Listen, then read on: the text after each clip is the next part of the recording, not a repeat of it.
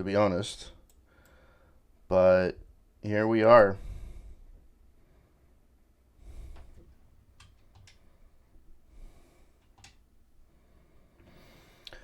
All right, so as I normally do, when I finish playing a game, I like to review it off the cuff about my impressions about how the game is. Um, so I'm really surprised I finished this game. Like, I honestly, like, I didn't. Let me see, duplicate. Setting, no, content, collections. Well, actually, it's almost, it's almost 18 hours. I would say maybe 15 to 20 hours, which is actually, it's not too bad, all things considered. I thought it would have been a lot easier, a lot quicker than that, but, well, a lot longer than that, but. All right, so I finally finished Halo Infinite, the game that's 6 years in the making after Halo 5, which everybody and their grandmother apparently pooped on. Do I think it was? Let's go back to Halo 5 a little bit. Let's go into a little bit of the history of the game that I've had with the series. So when I first bought my original Xbox. I bought it with Halo 1 Combat Evolved.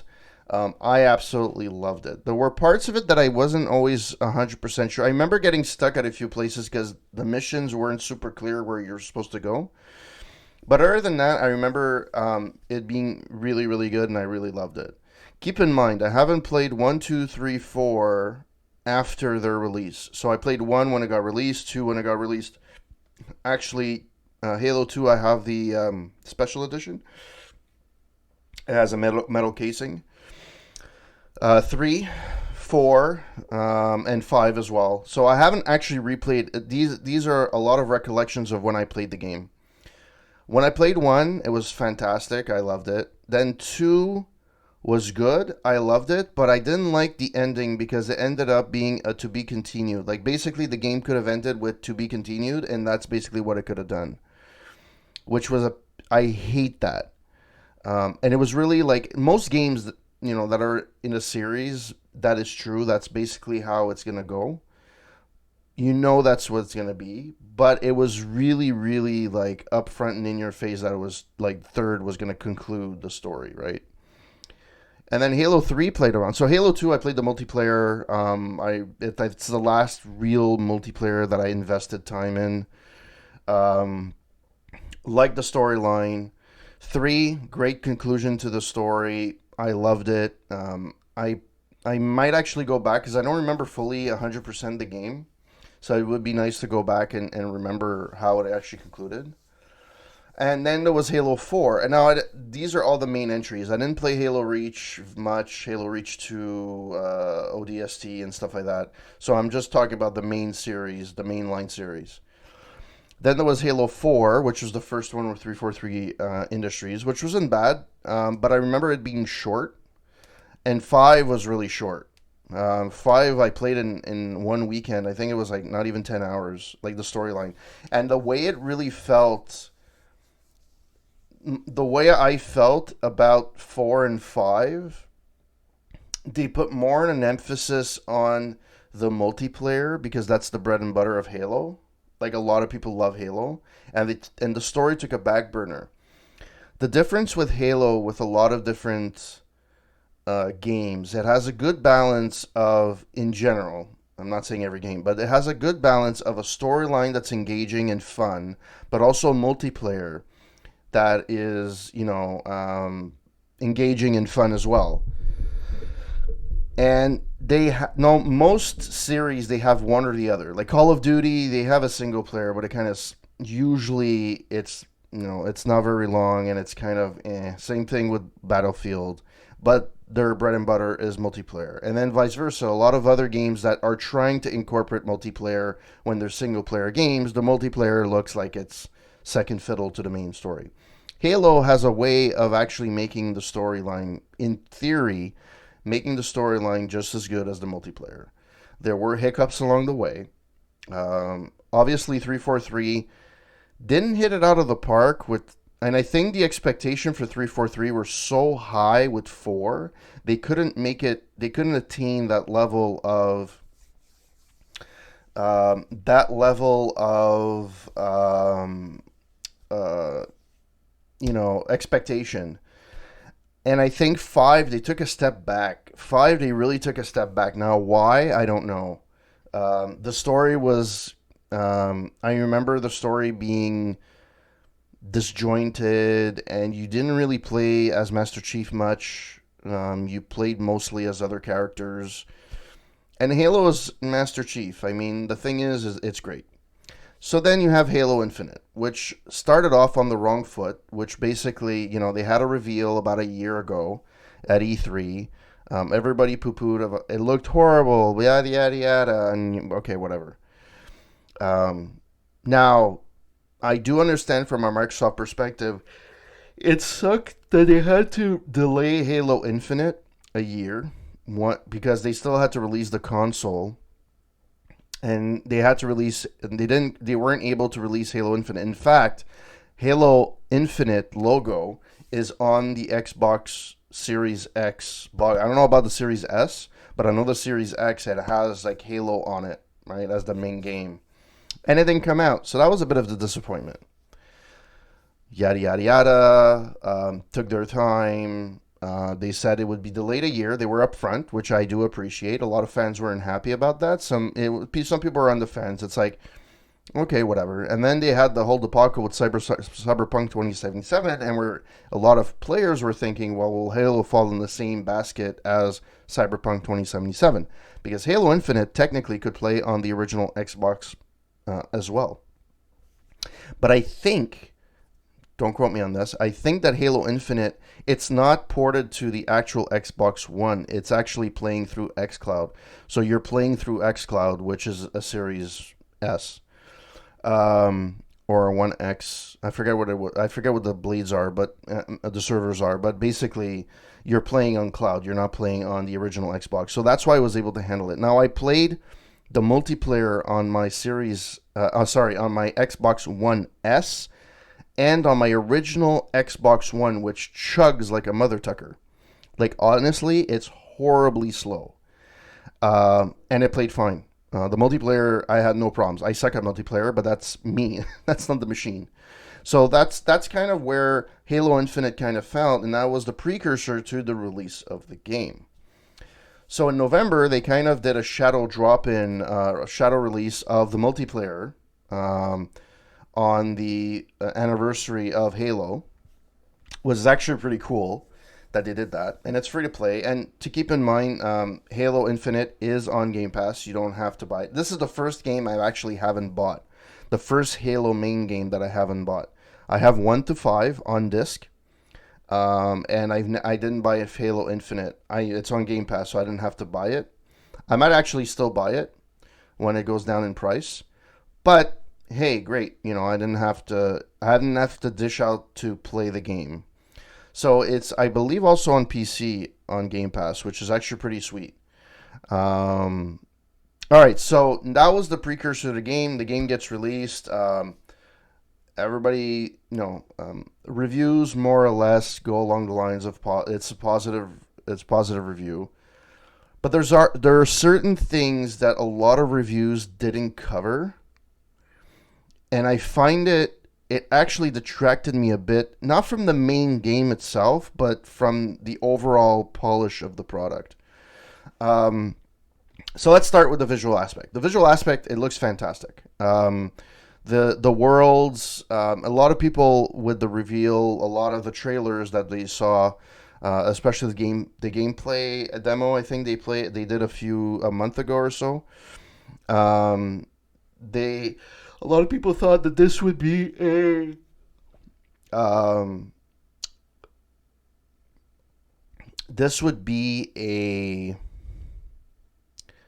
Ubisoft Lite, because a lot of stuff seemed to indicate stuff like, it's open world, and there's fobs that you can actually go and get, and so on and so forth. So Um, there is an element of it's a full open world. So everybody says, "Oh, it's an open world," and yada yada. It's a full open world. Um, the one thing I have to say though, so it is a full open world. So the way I can explain it, probably the game that comes closest to the way this is set up is probably Metro Exodus. Metro Exodus had a similar feel. Although I like the story more for Metro Exodus, technically, yeah, I know they're not the same thing at all, but I did. I was more engaged in that story than in this one. Um, the story is not as bad. It it just finishes abruptly. So it does finish. It feels very Halo 2 ish in a sense that there's gonna be more coming, and it might be in DLC, it might be whatever, but so the original idea of Halo Infinite was it's supposed to be a 10-year project where they update it ever so often with season passes and stuff. So it does feel the main storyline is like, it's kind of like it finished a little bit abruptly. But it's the idea is the same. There's different areas you can conquer. You have fights with the banished and so on and so forth, and you can win a fob, which is basically bases. So it's enemy bases. You beat them, they become yours. There's areas where you can find. There's a lot of little things you can find in the game. Actually, it's very similar to Metro Exodus in that way. There's a lot of audio. The audio files feel very Bioshockish. Like it's a mix of it's a mix of Deus Ex and Bioshock. It's like big tablets, and you can find audio logs for the UNSC. You can find it for the Banished. There's the Forerunners, where you can find their skulls. You can try and find, which that game made a comeback. I didn't find half of the stuff. Like, I mean, it's some stuff is in the main storyline, but a lot of stuff you have to kind of go off the beaten path and kind of find it on your own. There's audio cues when you're close to one. It kind of there's like a beacon kind of sound. So there's that. So it does. I think from an as far as Halo is concerned, it did the open world pretty well. The one thing I have to say is what I was planning to do is do some side quests and then do main story and then some side quests and main story. That's kind of not what it did. Once you go into the main storyline, like there's the dig site. After that, you get out. There's a you can do some side quests, right? You're out of that. Then there's a point where this main story continues, and there's a point of no return. You don't go out, you don't see the map. You're just continuing the main story, and that's why I kind of was surprised that I finished tonight because I didn't expect it to finish right now. I had 3, 4 boss fights tonight, and I didn't expect it to play, to finish now today. So, um, yeah, it's a little bit unbalanced. I'm hoping that if there's any DLC or anything that extends the storyline, you'll be able to go back to the main lands and try and find all the things because I haven't tried it. I just literally finished the game. I don't know if you can go back or not, but it'll be the replay value from the single player perspective would be pretty cool because you can go back and actually try and find all the skulls, try and find all the audio files, logs. And it gives you a bit of context in terms of the story, which is pretty cool. The thing is that it doesn't find them necessarily in order. So I would have to listen to them, like the ones that I found, I would have to listen to them in order to make sure that I understand what the storyline was. Because listening to them as they're going along, it's kind of like bits and pieces of a puzzle. But I'm assuming if you've listened to the whole thing, you get the whole idea of it. The storyline is relatively short. To be honest, it's long for a Halo game. This one is anywhere between 15 and 20 hours, depending on what you do. It could be longer. Obviously, if you did more of the side quests, you can probably get it done in 15 hours, maybe 12 if you're a speedrunner, or somebody that completes it really fast and you just do the main story. Um, So it is long for Halo, but it is relatively short for a similar type of game. But I still enjoyed the story. A lot of people were disappointed by the story, and I can understand why. They botched 5. They tried to fix what they didn't do in 5 properly. And I think personally they kind of did it in the way, and I said this at the end of my stream. It did feel as if they already had this planned ahead of time. Like, even though a lot of people pooped on 5, I think the storyline was actually defined for Infinite a long time ago, and they knew where they were going. Maybe they tweaked it along the way. Maybe they did because 5 had such a bad thing. Maybe they tweaked it, but it does feel as if they had this in mind. Having said that, I find that the way everything circles together is a little bit too, I don't know, for lack of better words, like Hollywoodian. Like it's very like um it's basically like um you know everything is finishing really really nicely, and everybody, Cortana is in the good graces of of Master Chief, and everything is fine, and so on and so forth. So um and the way that things ended up, it was a little bit like too like, and I'm not blaming the game per se, because a lot of Hollywood movies are like that as well. It's been maybe 15 years where a lot of movies don't actually conclude very well. They just finish. There's never a part of the movie that concludes, and I think this is kind of a similar idea. Um, it did feel like it finished pretty abruptly after the final fight, and there's going to be something new because they kind of end up somewhere. I don't know where that's going to lead, when new content is going to be released, but alas. So, from a story perspective, I have to say it's maybe not the best story, but it did the job. It did what it was supposed to do. Gameplay wise, I have nothing to say badly about the game.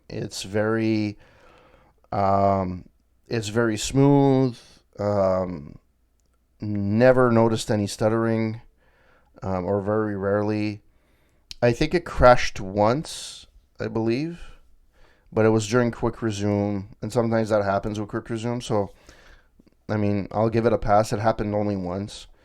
There's one part of the game though that did bug on me. There was a part of the mission where you're supposed to, get a bunch of beacons and destroy them, essentially, or no, get the data from them.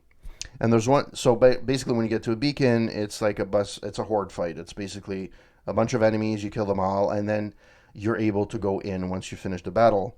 There's one battle in particular I wasn't actually able. It said that there were still enemies nearby, and I looked everywhere and I couldn't find it. I had to travel out of that area, go back in, redo the fight, and then it worked. So I don't know if that was a no me that didn't find the enemy in per se, or that was a bug. I didn't hear this anywhere else, so this felt a little bit weird. So maybe it was something with me. Maybe I didn't find the enemy. It is possible. Um, what else? Um, so from a gameplay perspective, very smooth. Didn't have much to say about it. It was pretty nice, with the visuals, the music. The soundtrack is fantastic. It's what you're grown to expect from a Halo game. The soundtrack is fantastic. Inconsistent, but fantastic. Like, sometimes you'll be walking. So when you're in a fight, the music kicks up. But then sometimes you're walking from one destination to the other because you can't fast travel. And sometimes it's really, really quiet. And then sometimes music just pops out of nowhere. There's no rhyme or reason. There's no enemies around. The game just decides to put music out of nowhere. So maybe I hit something in the game where it triggered the music. I don't know. It's a little bit inconsistent. But the actual soundtrack itself is very, very good. The one negative I would have to say, and it took me about, now that I finished playing the game, about 3/4 of the game to realize this. I had a lot of problems upgrading upgrading my cores, my no abilities. So you have the grapple hook that you're able to get. That's not a secret. You can upgrade your armor, and there's a few others that you can upgrade. Okay, fine. But I was able to upgrade the first one, but then I was never able to go to the other ones. And I tried I could not figure for the life of me how to navigate the menus properly. And the menus looked really, really weird when you're navigating them. Sometimes it pressed on the side and then you finally highlighted something and then you were able to navigate. Sometimes that didn't work. It was like completely random. Maybe it's because I didn't figure out how to do it. Then I went on Reddit. I found a post on Reddit where apparently other players were having the same issue. And this is not necessarily a PC thing. I think this is more of an Xbox Series issue with the controller. So when you're going in the settings, there's an option for availability, I think. And in there's an option for... Actually, I'm going to look it up now because I can't. I finished the game. There's a part, and then there's it's basically a navigation. It's like linear menu navigation or something, and that's turned on. I turned it off, and then it becomes a menu like any other game. Why that option is there, I have no idea. It makes zero sense, but it's there, and I don't know. It took me a while to figure out to turn that off. Thank the Lord I figured that out. Then I was able to upgrade my shield and so on and so forth. So from that took a bit away from the polish of the game. I felt like the game overall was okay, but that particular one was annoying to me. And unfortunately, it should be toggled off by default. Honestly, I don't even know why that option is there. So we went through the graphics, which were pretty good. The story, which was better than I expected. It did the job. The gameplay, fantastic. I can't say anything about it. So my overall approach to Halo, I think that this is one of the good Halo entries into the series. I do believe this is one of the better attempts by 343 Industries. They still haven't had... I'll wait to pass judgment on whatever content gets released or the next Halo comes out. But they've never been able to hit the heights of what Bungie was able to do. And I think that they took a right step in the right direction for Halo Infinite. Now the next one would really determine if, this one and the next one would determine how well it is, how 343 finally made their stamp on the series. 4 is kind of forgetful in a way. It's one of those games, and 5 is just notorious because it was horrible and everybody hated it.